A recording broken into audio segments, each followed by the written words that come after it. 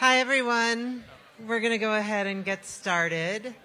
I am Janet Paskin from Bloomberg News. Hi, I'm Rob Barnett with Bloomberg Intelligence, and I'll just quickly run down the panel here. We've got Jerome Foster, who is a social impact consultant and White House Environmental Justice Advisory Council member. Next to Jerome, we've got Jessyn Farrell, who's Director, Office of Sustainability and Environment for the City of Seattle. Then we've got Ben Idelson. He's a General Partner at Step Change.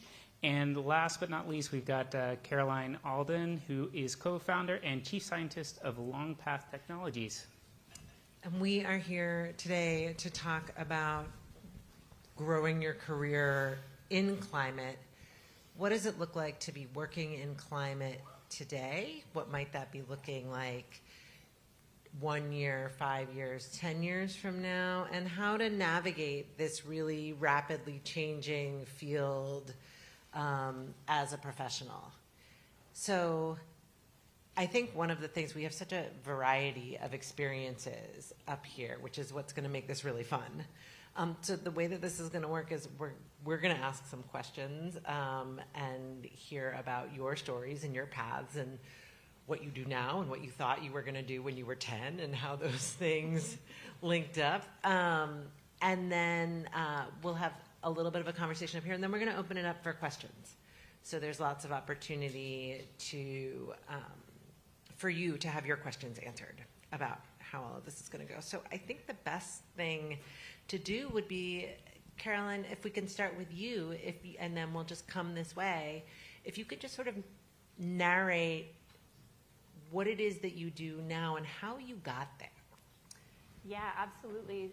So what I do now is something that didn't exist when I was growing up and didn't, there was no thing to imagine like it. And so the first thing I'll say is that if you feel like you don't know where you should be going on your path, that's okay, because in retrospect, it all kind of hangs together and it looks like a trajectory that makes sense, but when you're in the moment, it doesn't seem to. Anyway, so I started off, I went to college and studied geology because you could go outside and look at rocks, field trips, and then ended up going to grad school basically for that because I didn't quite know what else to do, and ended up looking at greenhouse gases in the atmosphere for my PhD. I was going to kind of do glacial geology, but then ended up, as the story goes, finding one opportunity, an invitation to go work on greenhouse gases instead, and I thought, I don't know, I might as well do that. That seems interesting, and kind of went down that pathway and ended up gaining a skill set, in my PhD that was pretty niche. And then, so it's kind of hard to find jobs if you're an atmospheric inverse scientist and modeler. So you kind of I just kind of kept going. I went and did a postdoc, and then ultimately I was just looking for opportunities to get back to Boulder, where my now husband is, and kind of saw a grant come across the listserv. They were looking for an inverse modeler, and I joined the project. So I was kind of still on that academic track, doing the soft money thing at a research institute in Boulder. And that was when the research grant that had brought me back to Boulder ended up being about methane monitoring in oil and gas fields. And so where my PhD and postdoc work had been greenhouse gas monitoring at a very large scale, so kind of looking at fingerprints in the atmosphere of surface sources and sinks on very, kind of Amazon basin scales. This project was looking at methane emissions at a very small scale, and I thought, well, that seems kind of cool and applicable. And sure enough, what the project was putting lasers out into the oil field. So I got together with the folks who ended up being my co-founders, 4 really brilliant folks who do create lasers and develop lasers that can see methane. So we got together, and the project ended up working so well, we co-founded Longpath Technologies in 2018. And so what we do is we put lasers in the oil field, and we catch methane leaks for oil and gas operators. And so the impact is felt every single day in our company, where these leaks that would have been going for months, maybe even a year, are found and fixed within 1.1 days on average with Longpath data. So the volume of methane that is not going to the atmosphere as a result of this work is phenomenal, and it feels really good. So to come from kind of a climate science background and be worrying about the climate problem, but not knowing what my place was in it, to being able to be, actively working on a solution every day is really lucky. I just feel really lucky to have been able to find that path, but that's how I got to where I am. Yeah. Amazing. I'm Ben Edelson. My normal day in, day out is helping founders of climate tech startups, particularly kind of software-based climate tech startups, just figure it out, especially at the very beginning. Often when it's 1 to 2 or 3 founders and a pitch deck and an idea, and they're trying to figure out, are they telling their story correctly? Are they meeting the right investors? Are they going after the right customer segment? And quite opposite, actually. 3, 4, 5 years ago, if someone talked to me, they would not say that I'm working at all in climate. I was at Stripe working on fintech APIs. I was helping all kinds of businesses move money via the banking system via Stripe's APIs. And before that, I had a startup. And before that, I was at Google working on Google's messaging apps and Google Photos. And so I'm kind of a wave of, I'd say, recovering big tech folks looking at climate and saying, like, can I really just keep working on fintech APIs? Can I really keep working on Google's messaging strategy, or even can I really go work at OpenAI or Anthropic, which is exciting but doesn't pull me the same way.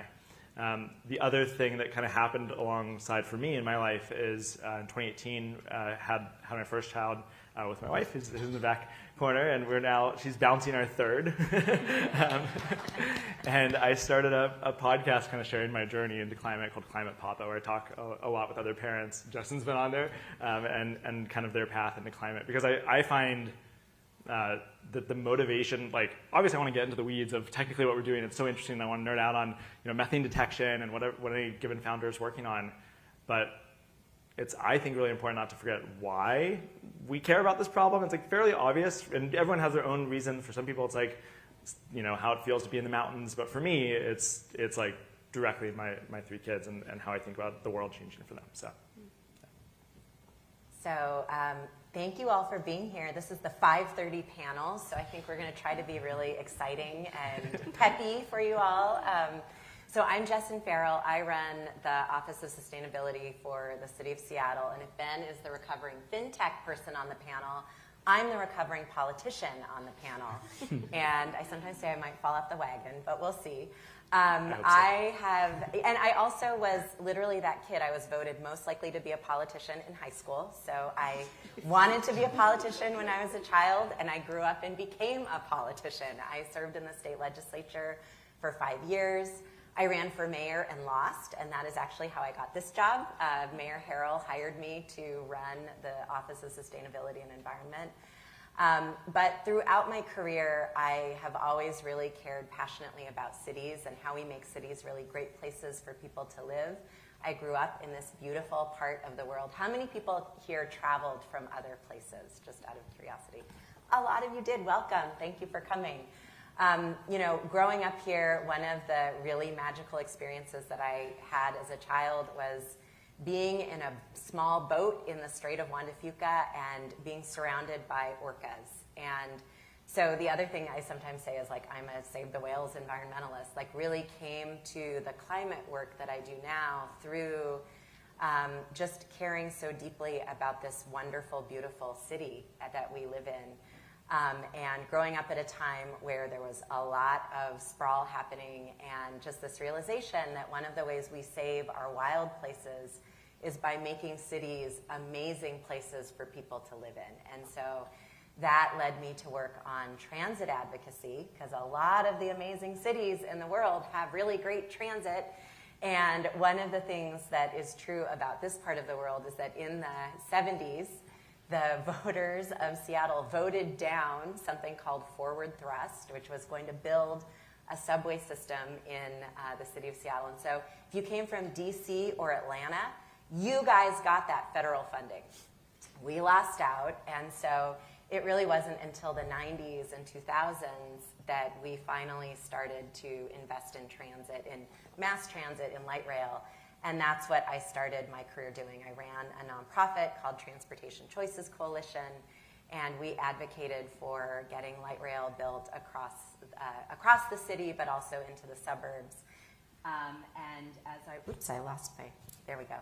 And so as I was doing that work of advocacy, particularly in the state legislature, I was lobbying men who are my age, but like I think a lot of women, I felt like I needed to get credentialed and needed to get a lot of experience under my belt before I actually went into politics. And so it wasn't until I was, in my late 30s that I went into politics and ran for the legislature and got the privilege of doing really exciting things in the legislature, like advocating for additional transit, negotiating paid family leave in Washington State. We didn't have that, and I got to help negotiate that law.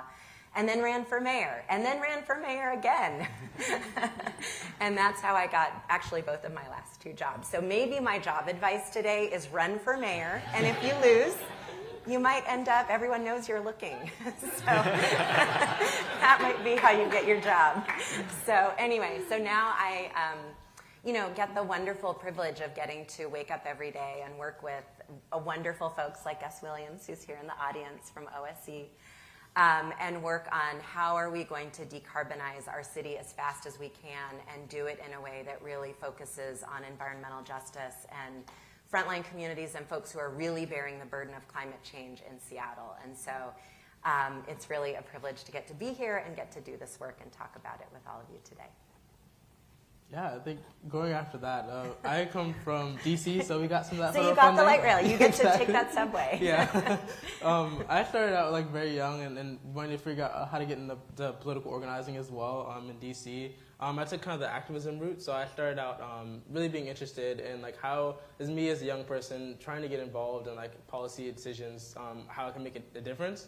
And I started by like in middle school, I started organizing flyers, organizing events like that. But quickly in high school, I was like, why don't I use technology and like emerging tech to maybe use it as like another way to reach people? Because like politics, oftentimes people shut their ears off. They just kind of just like don't listen to you. So I was like, I feel like a more innovative approach is maybe to build virtuality environments and to show the impacts of climate change to people firsthand. So I ran a technology company for about 5 years called Tal VR, and where we built virtuality environments all about like from Cancer Alley in Louisiana to Kern County in California to all across the country about different experiences that frontline communities are facing, and just for people to relate to people as, outside of numbers in a way, because a lot of times when you talk about the data and statistics, people kind of dehumanize the realities of the situation. So a lot of my work was just working to rehumanize that. And a few years later, I was figuring out how I could support the movement in more robust ways. Because a lot of people didn't have VR headsets. I thought it was going to be the future back in like 2016 that everyone was going to have a VR headset, but it took a lot longer for it to adjust. So I got more involved in website development and supporting youth activist work there, and I helped with the climate strike movement in the U.S. with media and helping young people to get a green career within, like if they're a young person and they want to help out with like fundraising, volunteering, getting like support, not just in an informal way of going out and yelling on a Friday and making your voice heard, but making it an everyday action that you kind of commit to within your career. So you feel a sense of ownership in the fight for climate justice, which felt really empowering. And ever since then, I have had that international connection of youth organizers who are now going into the career space. So being a Gen Z, when I was looking for a job, a lot of my criteria was like looking for an organization that really has those values within their organization for me to feel like I feel seen and heard in a way.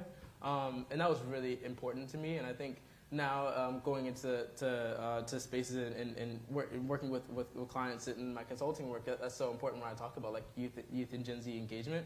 But right after the climate strikes, I had got reached out to the Biden administration because I had held a climate strike for 80 weeks in front of the White House. So I didn't think it was a good look for them to have a climate activist protesting right in front of the building.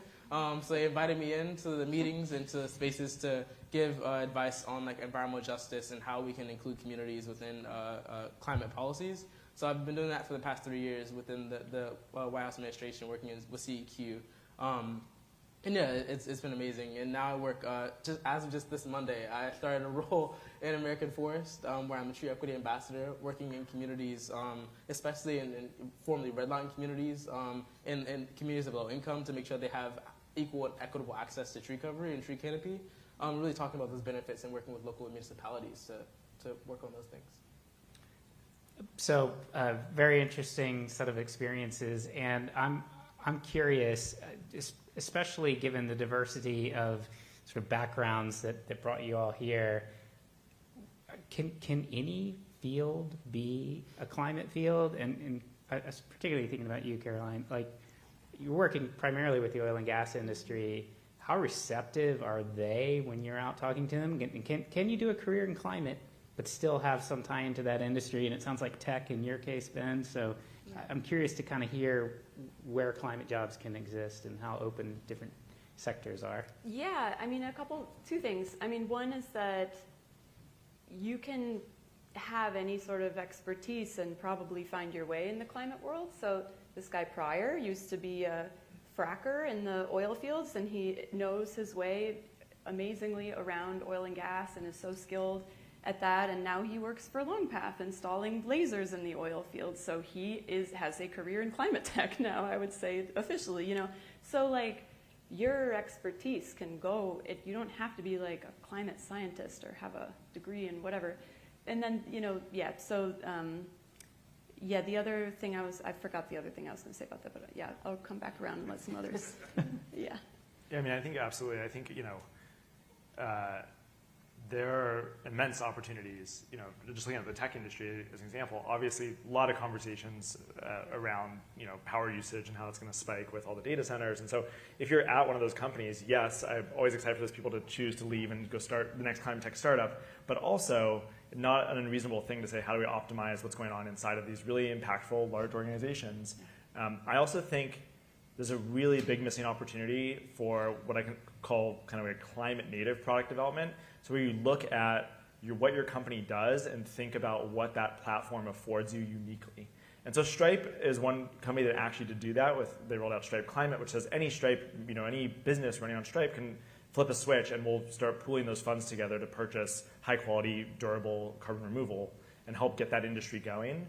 I think it's quite a missing opportunity to look at, you know, Zillow or Redfin and say, okay, like how should these platforms be able to, you know, reach homeowners in cities and say, you know, let's help you finance, you know, the heat pump upgrade or the hot water, the hot water upgrade or whatever, you know, or solar.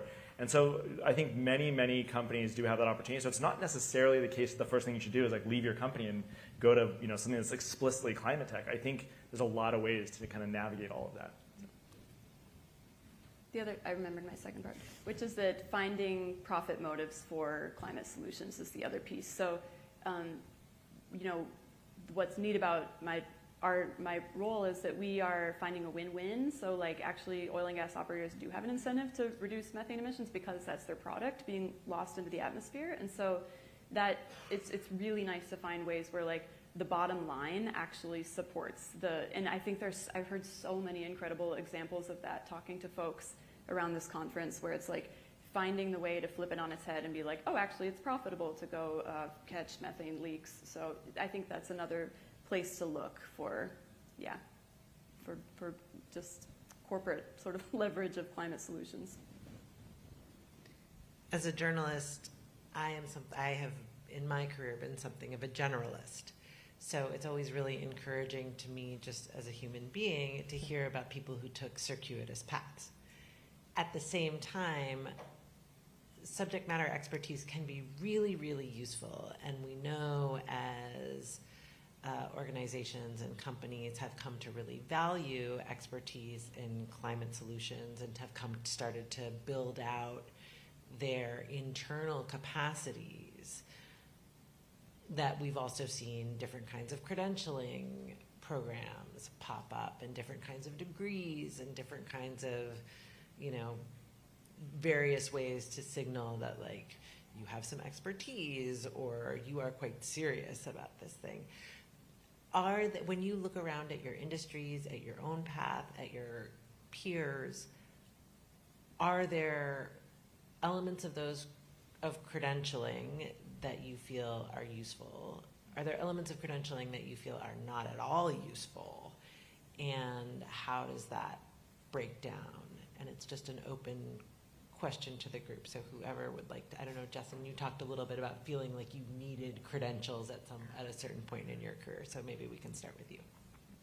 Yeah, I think I'll answer that question by talking a little bit about Seattle's building emissions performance standard and how we actually got that done and how my office engaged in a way and that interplay of credentials versus not credentials. So building emissions performance standards, for those of you who aren't following the city's public policy making very closely, it's a regulation that we passed in December, the mayor signed into law, to basically require all of our large buildings, 4,000 buildings in Seattle, to get to net zero by 2050. So they have to decarbonize by 2050, and I won't get into the details.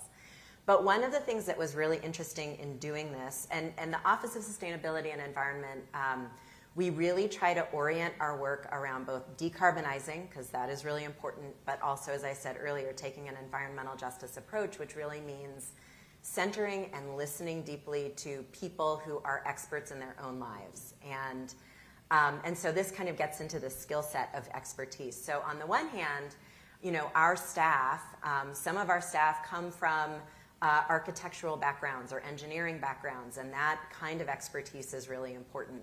Other members of our staff have public health backgrounds. Other members of our staff have lived experience and have worked on environmental justice as frontline members of communities who really have an understanding of what it means to bear the burdens of climate pollution, of rising floods, of not having access to safe indoor space when there's a wildfire event. So one of the things that's been really special about the Office of Sustainability and Environment is that we actually have a real cross-sections of different kinds of expertise, ranging from lived experience to more formally credentialed, I'm an engineer and I'm a lead building expert, that kind of thing. And it is really that amalgamation of expertise, both kind of community-centric and then also, like how does a building work, that made being able to pass a really tough regulation like that possible and being able to listen.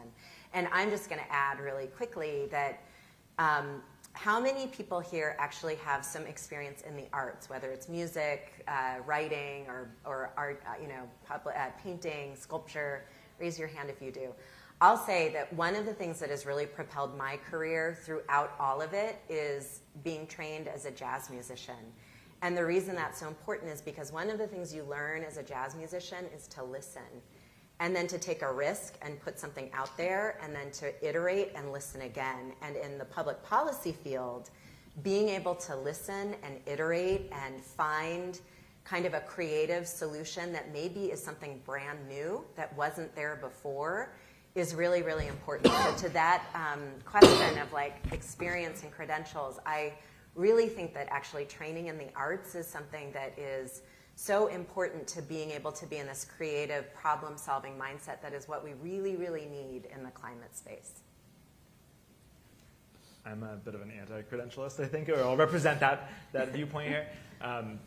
I think there's specific things, like if you need a PhD in methane gas detection to solve certain problems, but I could be wrong. I'm guessing you're pairing yourself around the team with a lot of people who are just generalist executors and operators. I'm the only person with a climate background in a 50-person company. And so if you're someone who's interested in that problem, you go find Longpath and go team up with them, right? And so that's I think that credentials can be used to slow down people's individual transition into this space, and that deeply concerns me as a potential effect, because what we need is as many people as possible running at it all as quickly as possible.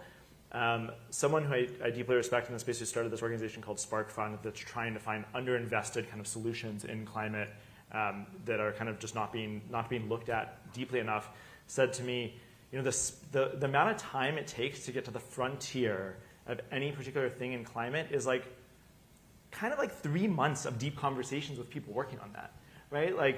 You can figure out if you're in this room and you're I really want to learn about cities and buildings and decarbonization.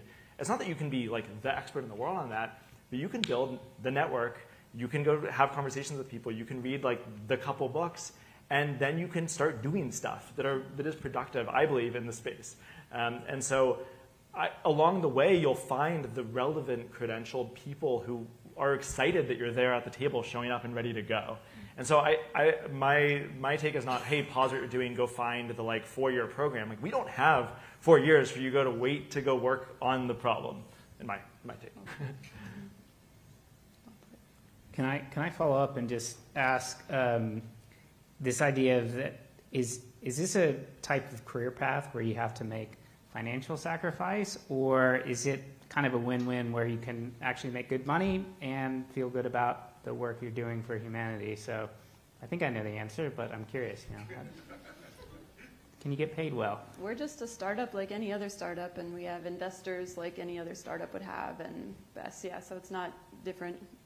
We're still fighting for software engineers with Google, just like every other startup is. But The most successful companies and careers in the next 5 years will be in climate.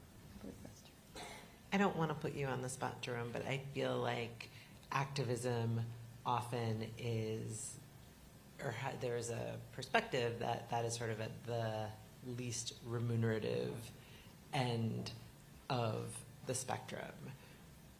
Where, can you talk to the group a little bit about, I suppose, the financial or economic prospects for somebody who really wants to be doing advocacy and working to push a policy agenda in a very grassroots way?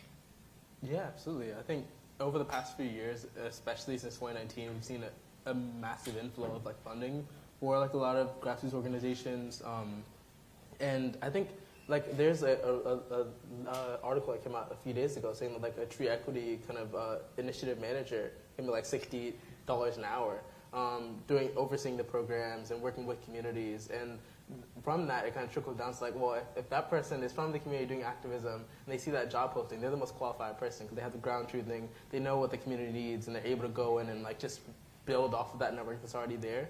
I think that's what's really has changed a lot, is that activism in a way allows for a lot more people to be involved because of that funding that's now going in. I think we do need a lot more support so that activism shouldn't really be a lifelong thing that you do. It should be that politicians are responsive to our work so that then after 5 years they don't have to exist. And they're doing their job, the agency are doing their job, and then we just go back to living our lives, doing our passions and things like that.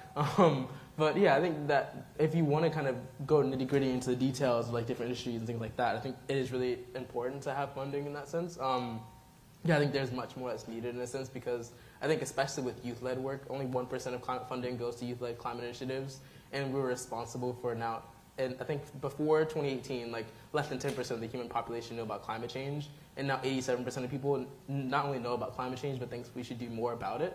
And that's because of young people rising up. Because we're at every space, we're in every room. We were saying that you're going to put climate as the #1 issue, and now climate is the #1 issue, and no one can ignore it. And I think we have to be responsible and responsive in a way, especially foundations and financial institutions, to say if you're looking at a company or a startup and you want to continue to be in the climate space, they can slip back into kind of people seeing it as an externality. And climate is all about making sure that we are seeing it as the core. Because if we're a business is operating on planet Earth, we rely on a healthy environment to be able to have a sustainable business. So I think, funding is really essential. Are you guys worried about a shifting political landscape in the U.S., maybe changing any of the momentum that's occurring in the space? Ben, I tend to agree with you that a lot of businesses are going to thrive in the climate space, independent of who the president is. But we are facing a big election, and so I'm curious if there's a general sense of maybe the momentum slows, if there's a change in politics at the national level. I think we're deeply protected by the work that cities are doing and states. And so, there's been various administrations over the decades, yet California keeps driving up the car standards. And so, and so I think as long as California does what it needs to do, and Washington and our political infrastructure does what we need to do, there's a protective force. Now, certainly, the Inflation Reduction Act would not have happened in the second Trump term, and that is deeply exciting that we now have this capital flowing into all of these projects. So it does slow some things down, but I view it as a speed bump slow down because the effects of climate change are here and ramping up every year, right? And so then the activists are correctly louder and more active, and that then shifts the Overton window for the political landscape. And so, 3 years ago, politicians continually denied climate change. They no longer do, even on the right. They now attack climate solutions, which isn't great, but you're seeing this shift as a result of, it's no longer a thing you can deny. So that's my optimistic take. I'll say politics matters tremendously. And in some ways, it's like the best of times in climate, and it's the worst of times. I came into this job 2 years ago when there was new city funding through the payroll expense tax being enacted and having a chunk of that funding being put into climate. There was new state funding through the Climate Commitment Act, and that was being put into all kinds of climate projects, and then, of course, the IRA. So having this kind of unified approach from the state, federal, and local government really matters, because this is an all-hands-on-deck crisis, right? And we don't have a lot of time. We're really late to the game in terms of going big and scaling and getting heat pumps in every single home and getting people into electric cars, or even better, walking, biking, and taking transit, because we already know how to do that. Tree equity and all of the different policies and things that need to happen very quickly.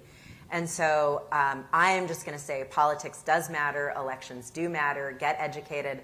I'm obviously a city official, so I'm not going to weigh in specifically, but I can say go do your homework, because it is a moment where, because of all this funding, I have a tremendous amount of optimism around our ability, at least as a city, to be able to do things like make sure that we're all enjoying these beautiful blue skies, but it's quite possible in the next 4 to 6 weeks, these skies are going to be really orangey and gray, and it's going to be hard to go outside and breathe. And this is a city where people don't have air conditioning. There are not safe spaces for people to be inside. And so, if we want to be able to tackle that problem and get heat pumps in every single residence in the next 5 or 6 years, we need that partnership from the federal government. We cannot do it alone. We need that partnership from the state government and the private sector. I mean, one of the exciting things about this moment is that there are these interesting creative partnerships that are happening between the public and private sector, and leveraging private capital and public investment. So I have a lot of trepidation, but the game is not over yet, and we need to play really hard over the next several months. Yeah, absolutely. I think that is the best way to say it. It's it's not really that political in a sense. It's if as long as we understand ourselves the responsibility we have just to inform ourselves about the political system it is and the weight that carries, then I feel like there is that sense of optimism in a way, because all of us know the urgency of the climate crisis. And when we go to November, I think maybe a lot of people aren't really talking about climate change the same way they used to, because we were really trying to preach and get everyone to know about it, but now everyone knows about it. And they're we may not be making those YouTube videos, but silently we're seeing people may not be checking that out. But I think it's really important to kind of know that if there is another 4 years of a person in a different federal agency, that private sector has already been motivated enough to know that they have a responsibility to take action no matter what the public sector is doing.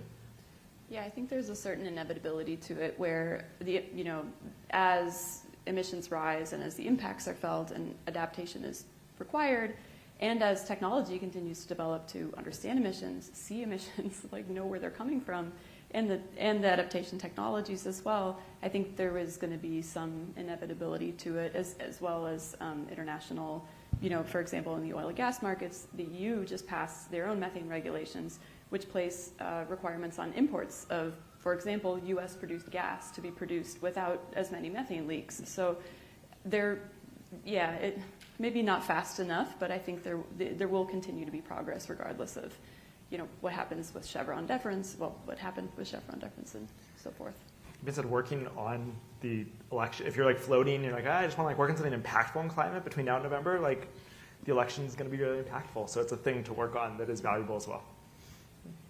We're going to take questions here in just a second, and we'll do that with a passed mic. So if you raise your hand or catch the eye of our organizer over here, that would be great. And as you start to formulate your questions and flag her, I want to ask quickly, when you get together with peers, right, and they say, we need a good person for blank, or, it's so hard to find a really great person to do this kind of job.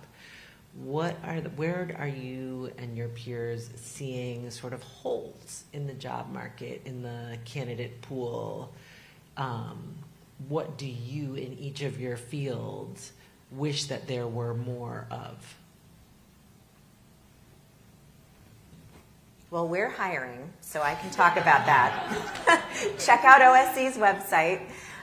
In part because of federal funding, we are hiring in our tree canopy equity work. We have a $12 million grant to improve tree canopy in underinvested neighborhoods. Trees are infrastructure, and just like a lot of infrastructure, there are neighborhoods that have done a lot better over the years than others, and it often scans with race and social justice and economic indicators. So we are also, I think, in the building space, in part because of federal and state and local funding across the country, there is a strong need for expertise, and we talked a little bit about this, credentialed or not, but really people who do know how buildings work and can provide technical assistance to the 4,000 building owners that we are now requiring to decarbonize by 2050. So I think the building space, there's a lot of competition and hiring, both in the public sector and the private sector. So that's a space where we just see we're competing with King County, we're competing with the state, we're competing with private entities that also need that same expertise within their own building portfolios. Transportation electrification, being able to actually do the work of electrification, that's a space where we're very concerned as we're, the government passing these mandates and partnering with labor unions and other entities to make sure that we have a workforce to actually do electrification. So there are a lot of different places where we're seeing a huge need for people. And then again, just that, the basic skills around project management, around, like I said earlier, being able to listen and turn what you hear from community members into public policy that's supportive of people's needs. We see those needs as well and those skills. So check out our website, Office of Sustainability and Environment for the City of Seattle. Sign up for our blog, Green Space, and you will stay abreast of all of our job postings. And what about in some of the other fields as well? I think software engineers, folks who can code in Python and can also see the big picture and are curious about the data is always hard. I feel so privileged to work with my team of people who do that, and it's awesome. But hiring's hard. So yeah. Yeah, I was going to call it basically the same thing. I think that at least in my circles, there's kind of two camps of people right now. There's people that are excited to go work on the new AI thing, and then there's people who are like, I got to go work on climate. And I just want more. I want to have more weight in more of those conversations, so people just get activated. Like I presume most of this room is to say, yeah, that's exciting, but I got to go work on climate. And there's plenty of applications to the AI thing over in climate, but let's center that as almost this calling for more and more people that I think can help get you more engineers. Yeah, climate prestige. Yes. Maybe you don't get paid as much, but you're working on the climate problem. Yeah, I think in my field, a lot of what I kind of see within a lot of the federal recommendations on the White House Environmental Justice Advisory Council is I have to be backed in data. And a lot of times we're missing the communities that are impacted first and foremost by climate change. It doesn't oftentimes have the air quality monitoring or the maternal health mortality for us to write that recommendation a lot of times. And I think that's been holding a lot of progress back because then if they want to create new policy, there's that scrutiny and it's it has to be much more robust, they would say, beyond just the non kind of research-based experiences. So I think more people who are doing that research, who are going into communities, who are making air quality monitoring more accessible and making it more portable and making it cheaper as well.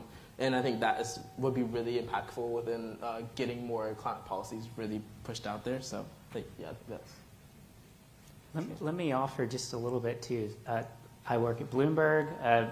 Bloomberg Intelligence is the research division of the company, and we have about 400 analysts, and they think about everything from the energy sector through consumer goods. And typical career path would be maybe accounting, business, finance, economics, into sort of this skill where you apply technical know-how to think about the future of companies. And for a while, I think we kind of had this approach where we said, hey, look, we've got financial analyst types, and then we've got ESG people, and they were kind of like in two buckets, but increasingly, I would say we're viewing it from the lens that all businesses have, issues, not just climate, but sort of broader ESG bucket. And so we're kind of asking all analysts, independent of sort of what sector you cover, to have some thinking. And so I know for us, we're integrating, this sort of climate paradigm or ESG paradigm just across all sectors that we cover. And so I think that technical skills are sort of quite useful, and just and I don't think you can get away with sort of covering, say, the oil and gas industry, but not knowing what carbon emissions are today. It's just not going to work. Great. We have a question over here. And for questions, just please start with your name and your organization. Sure. My name is Mark Wilson. Question for Jessyn. So, I work in building retrofits. I congratulations on BEPS. It's really great policy, in my opinion. Kind of follows local law 97 in New York, and I live in Vancouver, so there's a, building policy there.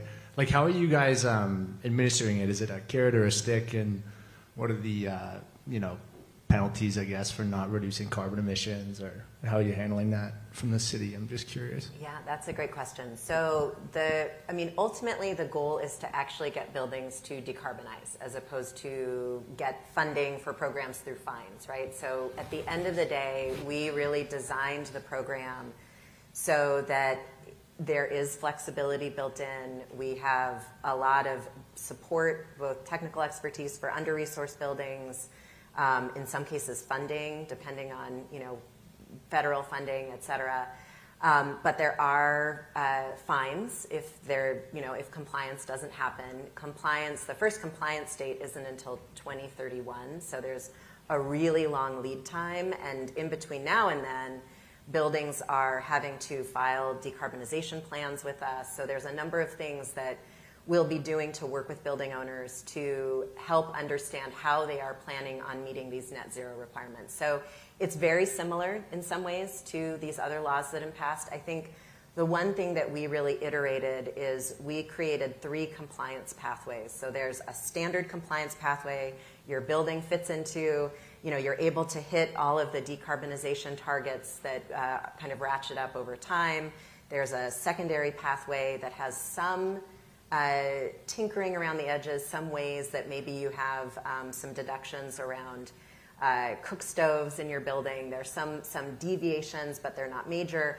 And then there's a pathway that you have significant deviations, but to be able to take that pathway, you need to file a very comprehensive decarbonization plan that really shows us how you're going to get there.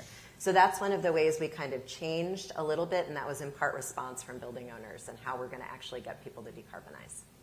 Does it depend on square footage of the buildings, or how do they? Yes, so the penalties depend on square footage, and that's basically what they're based on. And the regulation overall is buildings that are 20,000 square feet and above. Right. And so by 2030, is it a percentage reduction around your carbon emissions, and that's the milestone? Yes. Yeah. Thank you. Mm-hmm.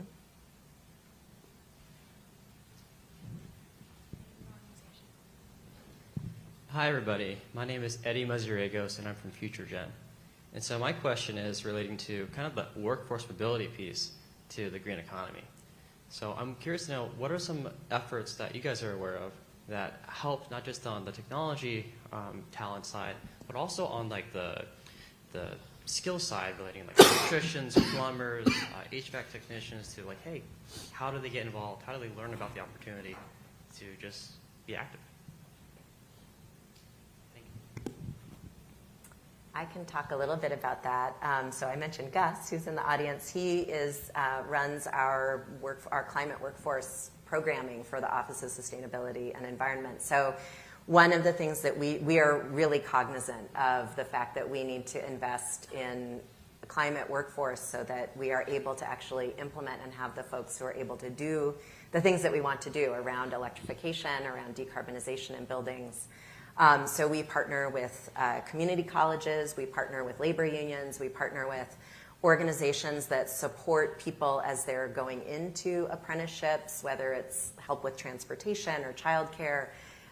We also focus on how do we build not just kind of career pipelines for, things around HVAC and electrification, et cetera, but then also, we talked a little bit about tree equity. As we developed our tree equity program, we built in some workforce development in that sector. Being able to work in urban forestry is a climate career. So we built that into part of this federal grant that we just received. So there are different ways that we are very intentional around building in workforce supports that are related to the regulations or programming that we're putting forward. And then we also do a lot of work with, kind of capacity building nonprofits that are serving frontline communities. And that's also a workforce development. So how are we supporting people in nonprofits who are doing frontline environmental justice work and creating, space and capacity for folks to be able to grow their careers in that way too. Yeah, I think from also speaking about the tree equity, since there are so many ways which workforce development really reaches people where they are, because a lot of times when they go into a climate career, they want to see the kind of impacts in their own community, their own neighborhood. And I think connecting people with like a nonprofit that is doing forestry or something that is kind of place-based is really important. Also, I think really connecting people to understand how their job could be intertwined with climate goals in a way already. Because a lot of people don't, as you're saying, a lot of people don't have to switch jobs to become a climate career. They have to be just more aware of the ways in which it intersects with climate targets and climate goals. And I think workforce development within that is having interns or having other programs for young people to feel involved in that process. So they know that there is a kind of platform where they're able to be ushered into that work. Because a lot of the times, like, sustainability work can be very high level, very technical, and it can feel like you have to really dive deep into one specific sector, where it's either research or science or tech or really just working on the ground. And if you're able to nurture that and having small programs where it may be like a 3-month intensive or like a boot camp style of kind of getting involved, I feel like that workforce development allows people to figure out what their interests are and what their passions are and how that couples with climate. I think our societal response to this is like, we haven't really digested it yet, and to the prestige point, like, I don't think a few years ago, if someone said, hey, I want to build like the largest HVAC company in the the Northwest, you'd be like, oh, that's so cool. Why do you want to do that? Like, I want to meet those people and talk to them and nerd out about how we're going to decarbonize, like upgrade. We have 160,000 single family homes just in Seattle, not the east side, not if you go south. Like, almost every one of those needs some upgrade, right? And we are, I don't know the exact, Gus probably knows like how far off we are in terms of having the labor force to accomplish that over the next 5 to 10 years, but we are very far off. And so there's this kind of dislocation that we haven't really digested around what that means from like a labor opportunity and an economic opportunity to go look at businesses that kind of felt ossified, right? Just these businesses that kind of grew somewhat linearly, somewhat, okay, that's just the HVAC shop you call when your thing's broken. It's like, no, we have to do this stuff much quicker than we've ever done before at a much bigger scale with much larger funding amounts. And so I just think that, folks that maybe have never thought about these businesses, there's like a new opportunity. And you're seeing some of that, private equity roll-ups on these things and various new ways of looking at it, but I just think it should change how we like the prestige around these these fields quite a bit. Yeah, I'll just briefly say, we obviously as a startup we well, may not be obvious, we actually like design the lasers, we build the lasers.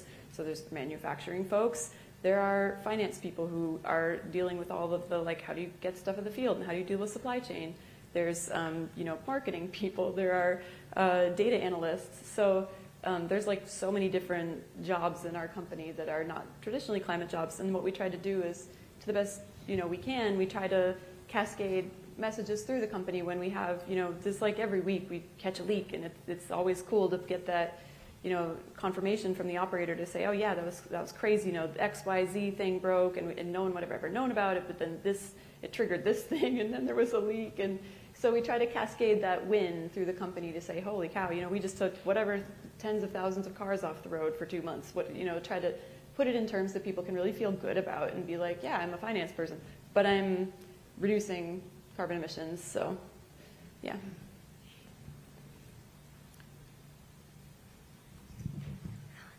Hi everyone, my name is Christy Drutman. I'm the CEO of Green Jobs Board. We're a company focused on bridging the gap for people to enter the climate space and climate jobs. So I really love this conversation. And a big part of the work I do is around diversity, equity, and inclusion in the climate space. And constant conversation that keeps coming up is around beyond pay transparency, because right now we require all of our companies to make sure that they're putting pay transparency on there. What are some other things that your companies or organizations are doing to reduce barriers of access within recruitment to bring in more Black, Indigenous, people of color, and more women into your organizations? And also, what are some of the ways you're internally trying to address the longer term career trajectory? Because a big issue for a lot of people, especially people of color wanting to enter this industry, is the lack of retention. There's a lot of drop off, there's a lot of microaggressions, things like that. So I'm just wondering how you all think that could shift. Obviously salary transparency is one step, but what are some other ways you all are thinking about? I love you bringing up apprenticeships and thinking about childcare and transportation. What are some other ways you think we could reduce barriers to access? Thanks. That's a great question. So we've been growing quite a bit over the last couple of years, especially as there's been a lot of funding. And one of the things that we've become a lot more strategic and intentional about is our recruitment. And so, tapping into national networks and local networks, really, almost,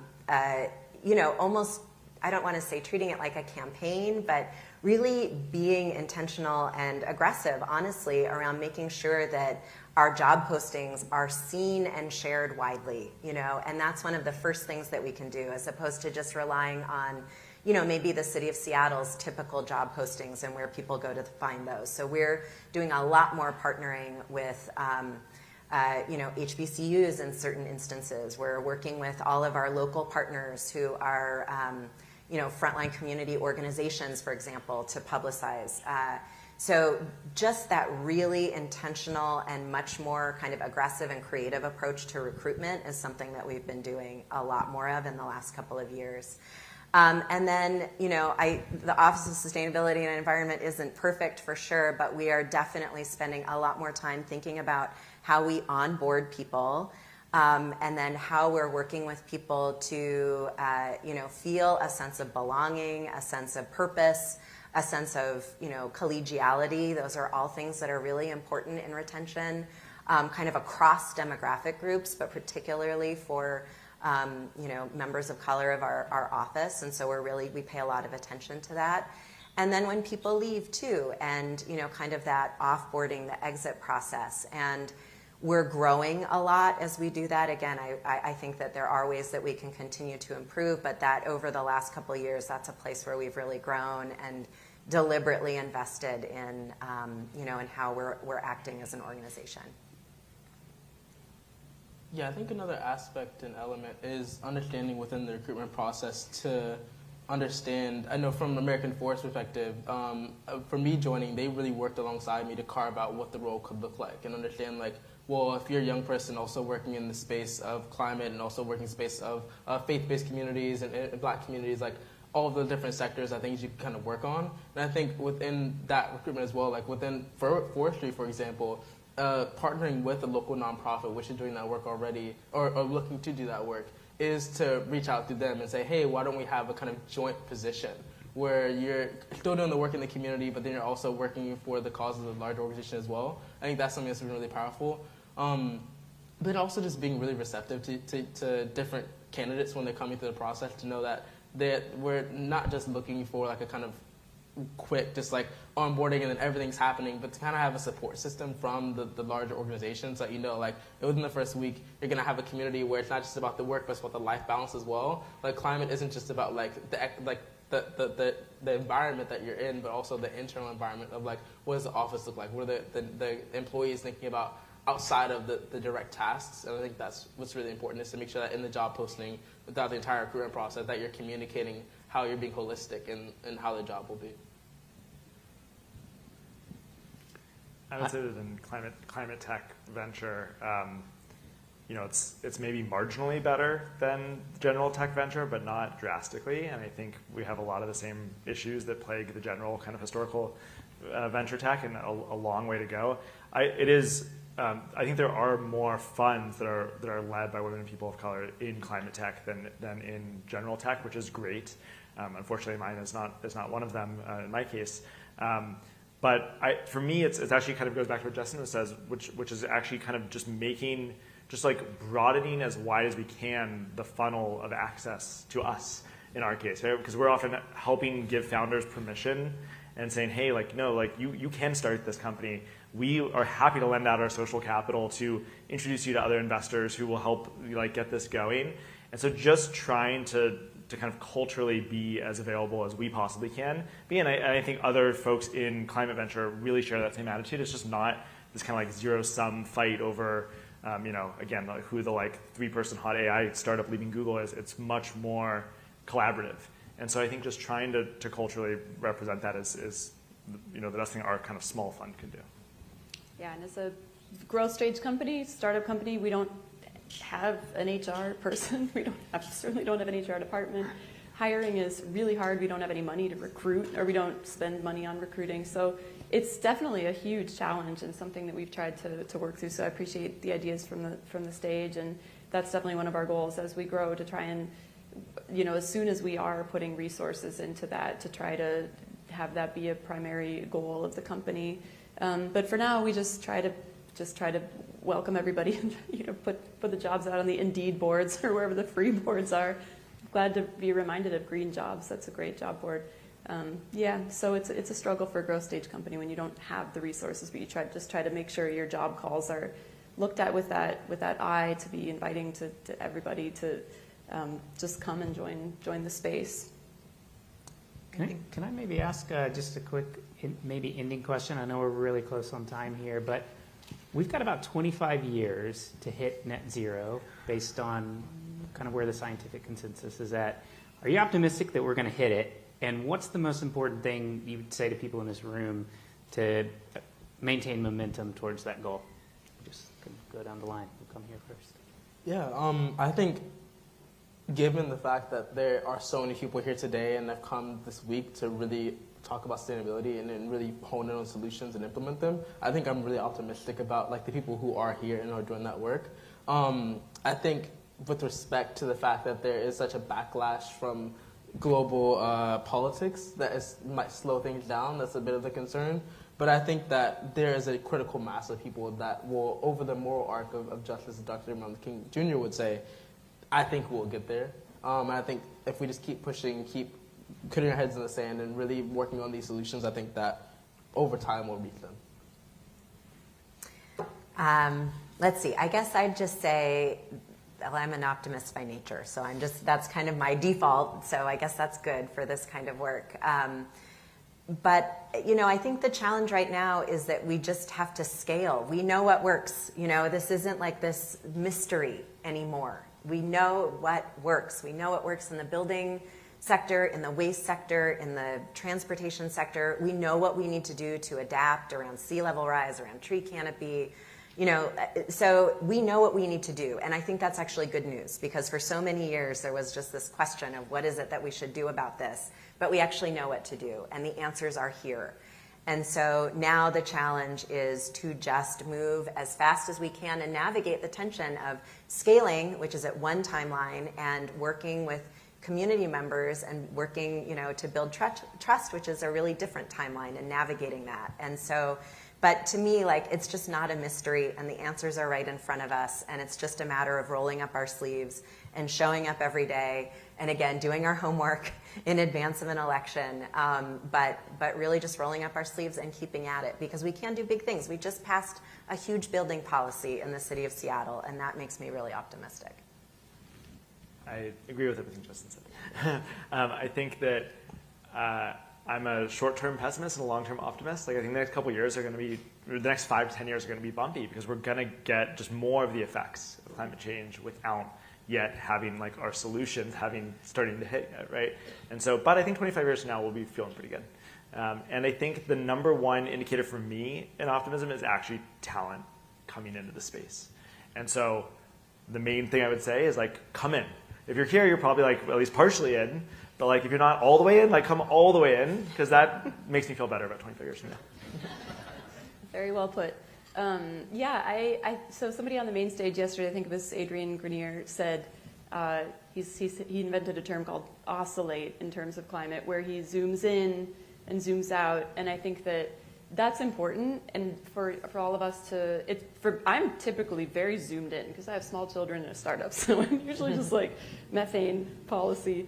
But then coming here and zooming out, it's so amazing and inspiring to hear all the stories and see what other people do and hear the current conversation on the climate crisis. And so I think that's important. Like, zoom out, get a lay of the land, and then zoom in and like auger in whatever your skill is. It doesn't matter what your skill is. Like, you have a place in this. If you auger in and keep following your path, it will end up where your values will lead you. And probably if you're here, it's going to be in climate tech or the climate space. So and I suppose to your point, about as the sort of impacts of climate change mount, I do think that frankly the last few years have been a little bit eye-opening in terms of how much more rapidly, for example, extreme weather events, which were pretty hard to predict in the earlier climate models, have been happening. And so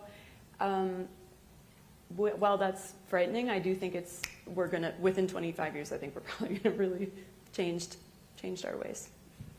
Thank you all so much for being here and for sharing all of your stories and your advice and your wisdom. Thank you all so much for joining us today, for your questions, for your participation. And I hope that you enjoy the events that are on tonight, and come back tomorrow, come back Saturday, have some of those inspiring interactions. Anything from you, Rob, to close? Thanks for coming. Yeah. Enjoy your evening. Okay. Thank you.